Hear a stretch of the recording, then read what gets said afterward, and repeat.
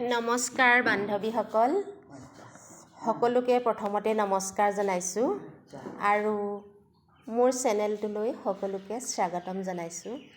প্ৰথমতে আমি আজি পোচানটেকাৰত এটা এপছত বিশেষভাৱে নতুন আপডেট আহি আছে, গতিকে আমি এই আপডেটসমূহ সকলোৱে প্লে ষ্টৰত গৈ আপডেট কৰি ল'ব লাগিব।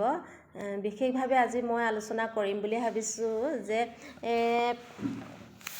THR আৰু HCM, এই THR আৰু HCM আমি কেনেদৰে প্ৰেগনেণ্ট ওমেন আৰু লেক্টেটিং মাদাৰ আৰু এডলেচেণ্ট গাৰ্লসকলক কেনেদৰে আমি বিতৰণ কৰিব লাগিব, এইসকলক বিতৰণ কৰাৰ পিছত আমি পোচানটেকাৰত কেনেদৰে ডাটাসমূহ এড কৰিব লাগিব এই বিষয়ে আলোচনা কৰিম বুলি ভাবিছোঁ। গতিকে প্ৰথমতে আমি এয়া পোচানটেকাৰৰ হোম পেজত আছোঁ। পোচানটেকাৰৰ হোম পেজৰ পৰা প্ৰথমে আমি যাম ডেইলি টেকিঙত এয়া মই টাচ কৰিছোঁ। ডেইলি টেকিঙত টাচ কৰাৰ লগে লগে এয়া দেখিবলৈ পাইছে আপোনালোকে, মই বৰ্তমান অ'পেন কৰিছোঁ পোচানটেকাৰ। অ'পেন কৰাৰ লগে লগে ইয়াতে এইখন পেজ দেখিবলৈ পোৱা গৈছে। যিহেতু আমি আলোচনা কৰিম THR আৰু HCM, গতিকে আমি THR আৰু HCMৰ জেগাত আমি এই চিহ্নটোত টাচ কৰিম। এয়া টাচ কৰিলোঁ। টাচ কৰাৰ লগে লগে আপোনালোকে দেখিবলৈ পাইছে pregnant women, lactating mother, children 6 months to 3 years আৰু 3 years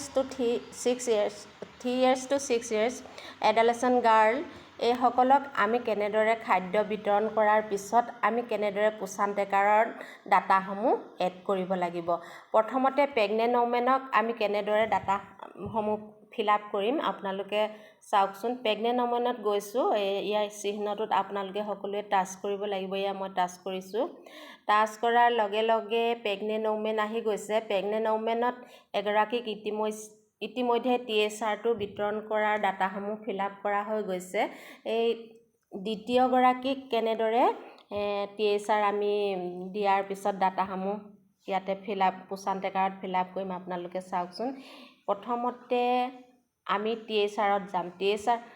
HCM যিহেতু প্ৰেগনেণ্ট ওমেনে নাপায়, গতিকে ইয়াত টাচ কৰিলেও ইয়াত একো নহয়, আপোনালোকে টাচ কৰি চাব পাৰে, ইয়াত দিব পৰা নাযায়। গতিকে THRত আমি টাচ কৰিব লাগিব। THRত টাচ কৰাৰ লগে লগে ইয়াত দেখিবলৈ পোৱা গৈছে ডেইজ আৰু পাকেটছ দুটা অপশ্যন। ডেইজত আমি প্ৰথমতে ক্লিক কৰি দিছোঁ। এই চিহ্নটোত আপোনালোকে ক্লিক কৰি দিব।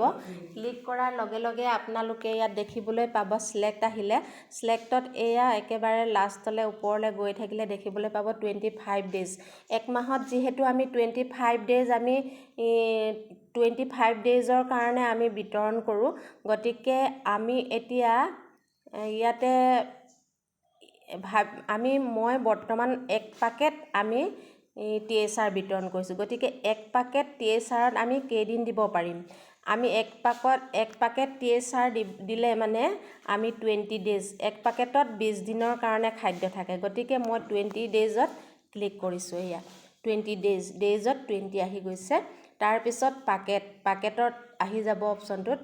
পাকেটলৈ অহাৰ লগে লগে এই চিহ্নটোত আপোনালোকে ক্লিক কৰিব লাগিব। মই ক্লিক কৰিছোঁ। আকৌ চিলেক্ট আহিলে।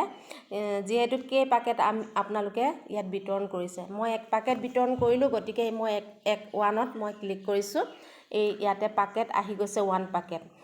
তাৰপিছত আপোনালোকে ছাবমিট বটনটো তললৈ দেখিবলৈ পাব। এই ছাবমিট বটনটোত আপোনালোকে ক্লিক কৰিব। এই ছাবমিট বটনটোত ক্লিক কৰাৰ লগে লগে আপোনালোকৰ ছাকচেছফুল আপডেট আহি যাব। ছাকচেছফুল আপডেট আহি যোৱাৰ লগে লগে এগৰাকী প্ৰেগনেণ্ট ওমেনক আপোনালোকে কেনেদৰে খাদ্য বিতৰণ কৰি কেনেদৰে পোচানত আপোনালোকে এড কৰিলে ডাটাসমূহ দেখিবলৈ পোৱা গৈছে। আপোনালোকে এনেদৰে ডাটাসমূহ এড কৰিব লাগিব। গতিকে আজি ভিডিঅ'টো মই ইমানতে সামৰিছোঁ। পিছৰটো আকৌ আপোনালোকক জনাম। সকলোৱে ভালে থাকক। সকলোকে পুনৰ নমস্কাৰ কৰি মোৰ এই ভিডিঅ'টো ইমানতে সমাপ্ত কৰিছোঁ। ধন্যবাদ।